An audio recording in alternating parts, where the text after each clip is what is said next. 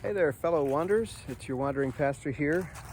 Another beautiful March day here in Michigan. And I had something kind of on my mind that I kind of wanted to share and see if it challenges you or helps you like it does me. I've been reading, I kind of read a book of the Old Testament and one of the New on most days, or at least parts of books. And recently I was reading in the book of Numbers, and Numbers chapter 13 and 14.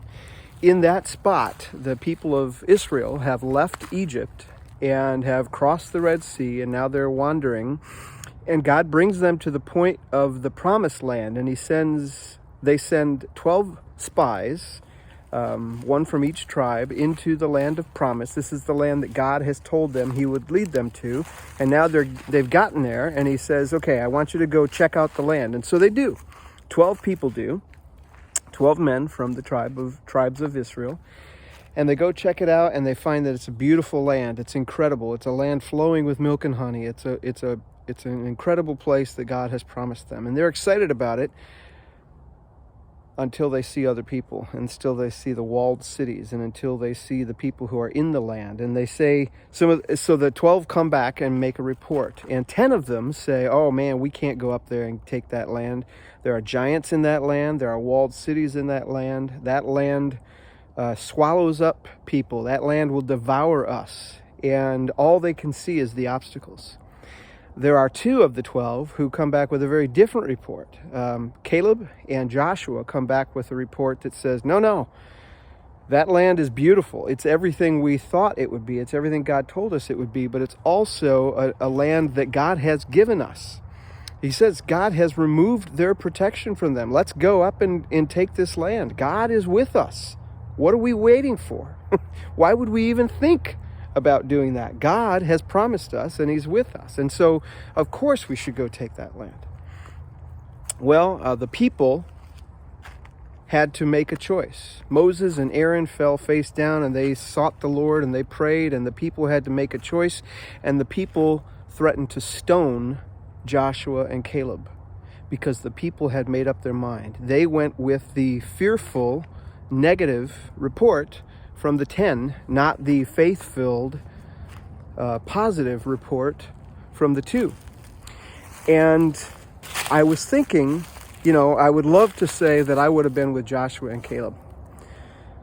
And I hope I would have been.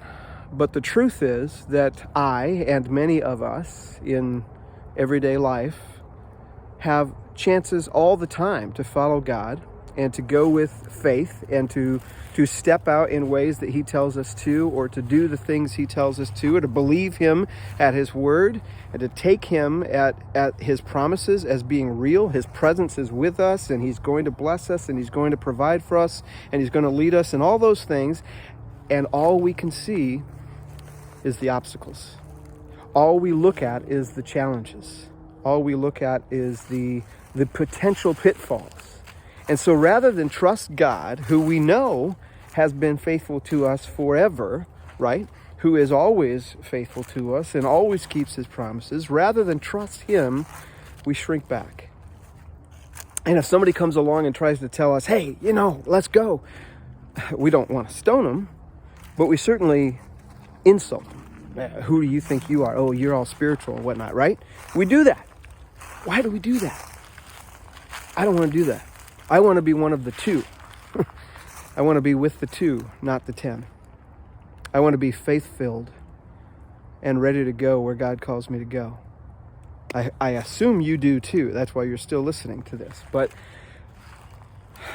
I guess my challenge to you, my encouragement to you, my prayer for you is the same one I pray for myself, that I would be a person who believes God in faith, that I would be one of those ones who step out and follow him and trust him, trust his promises, trust his word, that I would be one of those who says, yes, Lord, I'm going to go where you want me to go. I'm going to go do what you want me to do, and I'm going to trust you in all things because you have been faithful and you have been good, and your promises are true. Your word is absolutely right. And so I just want to encourage you today, if you're facing something that has caused you to shrink back, that has caused you to think only about the circumstances or about the obstacles and not the promises of God, wake up, shake yourself, get back to a position of faith. Trust the Lord. He is good for his word, to his word.